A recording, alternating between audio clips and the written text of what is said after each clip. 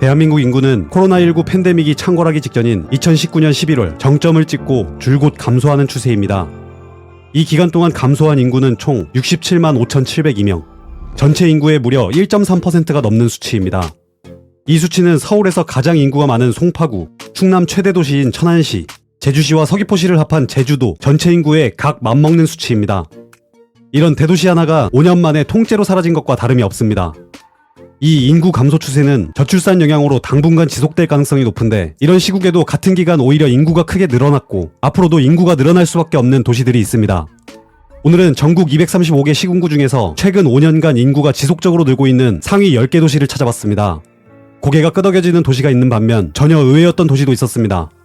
영상 끝에는 이 도시들이 인구가 늘 수밖에 없었던 공통점 한 가지를 말씀드리겠습니다.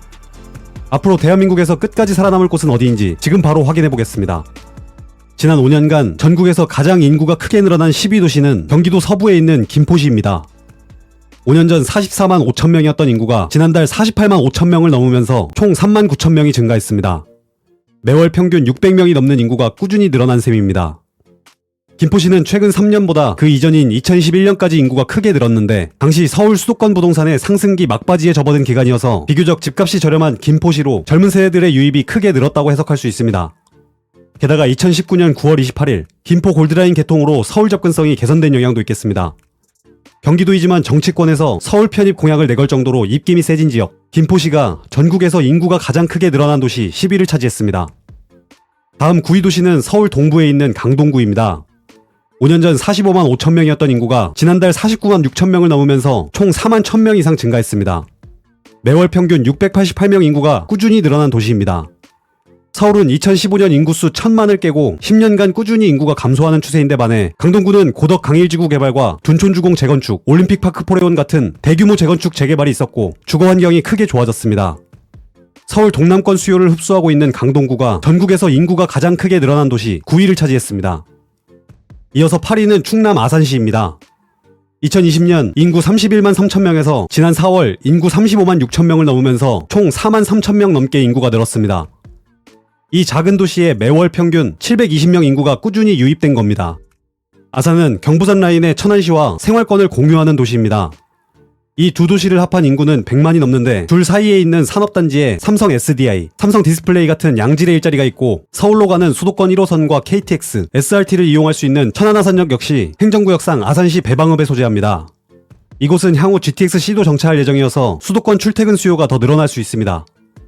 경기도와 지리적으로 가깝고 교통이 좋은 덕분에 준수도권이라 불리는 충남 아산시가 전국에서 인구가 가장 크게 늘어난 도시 8위를 차지했습니다.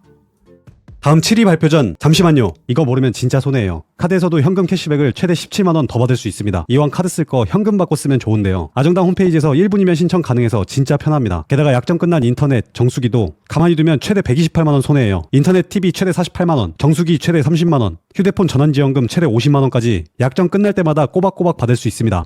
법이 정해준 지원금이니 당연히 챙겨야 하는데요. 이 모든 걸 설치 당일 현금으로 받는데 안 할 이유가 없죠. 아정당은 365일 24시간 무료 상담도 되고, 다른 데보다 혜택이 적으면 차액의 120% 보상해주는 제도도 있습니다. 홈서비스 전문기업 아정당은 이사, 청소도 유명하죠. 이사 당일 불만족 시 전액 환불하는 국내 유일 보장이사도 가능합니다. 인터넷, 정수기, 이사, 청소, 카드까지 정당하게 받자. 아정당.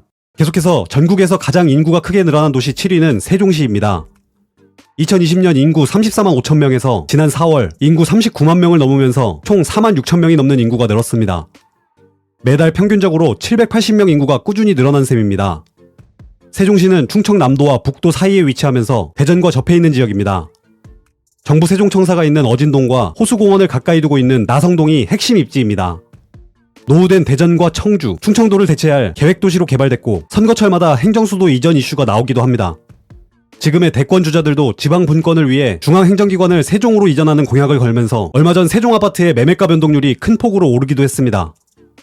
아직은 공공일자리밖에 없어 상가 공실률 악화 같은 부정적인 단면이 있는 게 사실이지만, 수도권 과밀화를 억제할 만한 핵심 도시이자 전국적으로 배우 수요를 가진 세종시가 최근 5년간 전국에서 인구가 가장 크게 늘어난 도시 7위를 차지했습니다. 다음 6위는 바로 경기도 하남시입니다. 5년 전 하남시 인구는 27만 9천 명이었는데 현재는 인구 32만 8천 명을 넘으며 5년간 총 4만 8천 명 넘게 인구가 늘어났습니다. 이 수치는 5년 전 인구 대비 약 17%가 늘어난 수치이자 매월 평균 800명 넘게 꾸준한 유입이 있었다는 의미입니다. 하남시는 앞에서 본 서울 강동구의 배후 주거지로 급부상한 서울 최인접 경기도 도시 중 하나입니다. 2021년 3월 서울 5호선이 종점 상일동역에서 하남 검난산역까지 연장, 전면 개통되면서 서울 동부권 출퇴근을 필요로 하는 실수요자들 유입이 늘어나게 되었습니다. 특히 서울과 하남 구도심 사이에 조성된 미사지구는 서울 강동의 고덕 강일지구와 연계돼서 아파트 역시 서울 강남 3구의 시세를 추격하는 곳이기도 합니다. 훗날 3기 신도시인 교산지구와 서울 3호선 연장이 가시화될수록 더 많은 인구가 유입될 수밖에 없는 하남시가 전국에서 인구 증가가 컸던 도시 6위였습니다. 계속해서 5위는 경기도 서북부에 위치한 파주시입니다. 2020년 파주시 인구는 45만 명 수준이었지만 지난달 51만 6천 명을 기록하면서 5년간 무려 6만 명의 인구가 늘었습니다. 월 평균 1000명이 넘는 인구가 계속해서 들어오고 있는 도시입니다. 파주 역시 운정신도시 개발과 GTX-A 개통이라는 굵직한 호재가 하나둘씩 실현되면서 서울의 지리적으로 먼 거리에도 불구하고 인구가 계속 늘어났습니다. 비교적 저렴한 아파트값과 쾌적한 곳에서 아이를 키울 수 있는 환경, 이 두 가지 조건을 만족하는 지역이라 젊은 세대 유입 비중이 컸던 지역입니다. 경기도 파주시가 전국에서 가장 인구 증가가 컸던 도시 5위를 차지했습니다. 다음 4위는 경기도 북부에 있는 양주시입니다. 5년 전 양주시 인구는 22만 4천 명에 불과했지만 지금은 거의 30만 명에 육박할 정도로 인구가 크게 늘었습니다. 도시 규모 대비 인구 증가율을 따지면 전국에서 과천시 다음 2위를 차지할 정도입니다. 무려 30% 가까운 인구 증가가 있었고 그만큼 도시 규모도 컸습니다. 이걸 가능케 한 곳이 바로 양주 옥정신도시입니다. 반듯한 도로와 편리한 중심상가, 쾌적한 호수공원을 가진 신축 아파트가 밀집해 있는데 수도권에서는 가장 저렴한 아파트값 덕분에 지난 5년간 인구 유입이 엄청나게 많았고 최근 2, 3년간 더 가파른 속도로 인구가 늘었습니다. 이 옥정신도시에는 서울로 가는 7호선이 연장될 계획이라 앞으로 인구 유입은 더 늘어날 수 있습니다. 전국에서 인구가 가장 크게 늘어난 도시 4위는 경기도 양주시였습니다. 계속해서 인구가 계속 늘고 있는 3위 도시는 경기도 최남부에 있는 평택시입니다. 평택시는 최근 미분양으로 익숙한 지역이지만 그만큼 인구가 크게 늘었기 때문에 건설사에서 집중적으로 분양한 영향도 있습니다. 2020년 52만 명이던 인구가 얼마 전 60만 명을 넘었고 5년간 무려 8만 명의 인구가 평택시로 유입됐습니다. 매월 1,300명이 넘는 인구가 타 지역에서 평택시로 이사하고 있는 셈입니다. 이 속도에 따라 평택의 미분양 아파트들도 얼마 지나지 않아 해소될 수 있습니다. 다만 이 미분양 아파트들은 서평택에 집중돼 있는데 아파트값이 높고 실수요가 많아 인기 있는 지역은 역시 평택 고덕국제신도시입니다. 삼성전자 캠퍼스를 품고 있고 아래 지제역으로 KTX와 SRT 그리고 GTX도 예정돼 있어서 앞으로 인구는 더 늘어날 전망입니다. 북쪽의 동탄, 남쪽 천안아산 사이에 위치해 있고 경부선 라인에 있어서 길게 봤을 때 수도권이 더 집중화되든 세종시로 행정수도가 이전하든지 간에 안정적으로 성장할 만한 도시라고 생각합니다. 평택시가 5년간 8만 명이 넘는 인구 유입으로 이번 주제 3위를 차지했습니다. 이어서 2위입니다. 전국에서 가장 인구가 크게 늘어난 도시 2위는 바로 인천광역시 서구입니다. 2020년 54만 명이던 인구가 5년 만에 64만 명이 됐습니다. 무려 10만 명 가까이 인구가 늘어난 셈입니다. 5년간 매월 1600명이 인천 서구로 유입됐다고 볼 수 있습니다. 인천 서구에서 가장 인기 있는 지역은 청라입니다. 청라국제신도시는 서울 7호선 연장 노선이 공사 중이고 노후된 인천시에서 작정하고 만든 계획도시답게 인천의 국제도시 3인방 중에서 송도 다음으로 시세를 이끌어가는 곳입니다. 하지만 최근 5년간 인천 서구의 인구 증가를 이끈 곳은 청라가 아닙니다. 여긴 조성된 지 15년 가까이 됐고 대부분 아파트들이 오래전에 입주를 마쳤기 때문입니다. 인천 서구가 이렇게 인구 증가율 2위로 등극할 수 있었던 결정적 이유는 바로 검단신도시 덕분입니다. 인천의 도심보다는 앞에서 본 김포시에 더 가까이 조성된 신도시이긴 하지만 서울 서부권 출퇴근이 가능한 위치에 있어서 신도시 인프라를 원하는 실수요자들이 대거 유입된 곳입니다. 현재 1단계 조성은 막바지에 접어들었고 북측 2단계 개발이 한참 진행 중입니다. 이곳에 이미 분양을 했거나 앞으로 분양할 아파트들의 입주까지 더하면 계속해서 많은 인구가 유입될 전망입니다. 신도시 조성에 맞춰 인천 1호선, 서울 5호선 연장과 GTX-D 같은 교통호재들이 다수 계획돼 있기도 해서 검단을 고려하는 분들은 더 늘지 않을까 싶습니다. 인천이지만 서울 출퇴근 수요를 흡수하고 있는 인천 서구가 전국에서 인구가 가장 크게 늘어난 도시 2위를 차지했습니다. 오늘 순위에는 서울에 살기를 원하는 엄청난 수요에도 불구하고 서울 25개 자치구 중 실제로 인구가 늘어난 곳이 강동구 한 곳밖에 없었습니다. 이건 더 이상 확장하거나 개발할 땅이 부족한 서울의 지리적 특성 때문입니다. 이번 멤버십 영상에서는 서울에서 다음 신축으로 재건축될 수밖에 없는 아파트 3곳을 자세히 분석했습니다. 지금 시점에 내 투자금 1, 2억대로 선점해야 할 서울 재건축 아파트에 관심 있는 분이라면 채널 메인 페이지에서 멤버십 가입을 눌러 지금 바로 확인하실 수 있습니다. 드디어 1위입니다. 전국에서 인구가 가장 크게 늘어난 도시 1위는 바로 경기도 화성시입니다. 2020년 83만 명이던 인구가 현재는 100만 명에 가까워졌고 이미 외국인을 포함하면 진작에 100만 명이 넘는 인구 덕분에 올 초 특례시로 지정되기도 했습니다.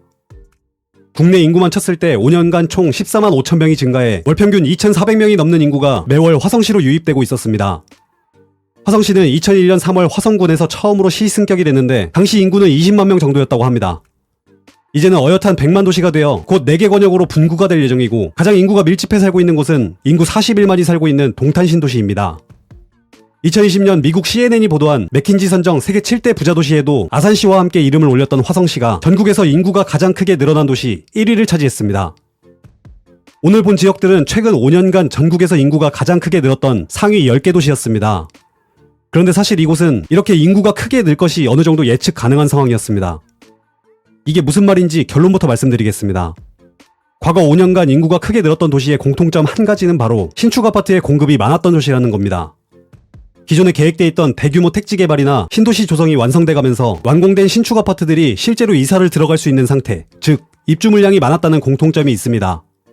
앞에서 본 지역들과 비교했을 때 인구가 훨씬 적은 지역들이 순위에 들었지만 입주한 아파트 세대수는 곱절로 높다는 걸 알 수 있습니다. 이해가 쉽도록 설명드리겠습니다. 기존 도시 안에서 그냥 이사를 다닌 경우는 인구가 늘었다라고 표현하지 않습니다. 인구수 증감 데이터는 행정기관의 전입신고를 바탕으로 카운팅할 수 있습니다. 그래야 전입, 전출 세대를 비교해 볼 수 있고 타 지역으로 전출을 간 수치보다 전입을 온 수치가 많았을 때 순유입이 늘었다, 인구 증가가 몇 명이 있었다 라고 객관적인 근거를 가지고 말할 수 있게 됩니다. 그런데 아시겠지만 빈집이 있어야 타 지역에서 전입도 올 수 있고 짧은 기간 대량으로 빈집이 늘 수 있는 건 단독주택이나 다가구, 빌라가 아닌 아파트만이 가능합니다. 수백, 수천 세대 빈집이 한 번에 입주하기 때문입니다. 보통은 인구가 늘어야 공급을 한다 라고 알고 계신 경우가 많은데 실제로는 아파트 공급이 있으면 그 지역의 타 지역에서 온 전입신고가 실질적으로 늘 수 있고 결론적으로 해당 지역에 인구가 늘었다 라고 말할 수 있게 됩니다. 신축 아파트 공급이 부족한 서울 아파트가 수년째 인구가 감소하고 있는 이유도 이 때문입니다. 따라서 한 지역의 아파트 가격이 오르고 내림을 이 인구수 증가와 감소로 예측하는 건 크나큰 오류입니다. 왜냐하면 부동산 가격은 수요와 공급, 즉 입주 물량이 적을수록 공급이 적어 가격이 올라갈 수 있기 때문입니다. 따라서 오늘 본 지역들이 아파트 공급이 많아 지난 5년간 인구는 크게 늘었지만 반대로 앞으로는 입주 물량이 더 늘지 않는지 지켜보는 게 부동산 가격적으로는 더 공부가 되실 겁니다. 서울은 신축 공급이 없어 인구는 꾸준히 감소했지만 가격은 엄청나게 올랐고 반대로 전남 무안구는 신축 공급이 많아 인구는 크게 늘었어도 아파트 가격은 지지부진한 것처럼 말입니다. 작년 합계 출산율이 9년 만에 반등한 것을 시작으로 올해 출생아 수가 2만 명대를 회복했습니다. 오늘 본 지역들처럼 주변 인구를 흡수해 인구가 증가하는 것이 아니라 전체 출생아 수와 합계 출산율 증가로 대한민국 전체의 인구도 앞으로 계속 늘었으면 좋겠습니다. 오늘 내용이 도움되셨다면 구독과 좋아요 부탁드립니다. 영상 끝까지 봐주셔서 감사합니다. 아파트 서처였습니다.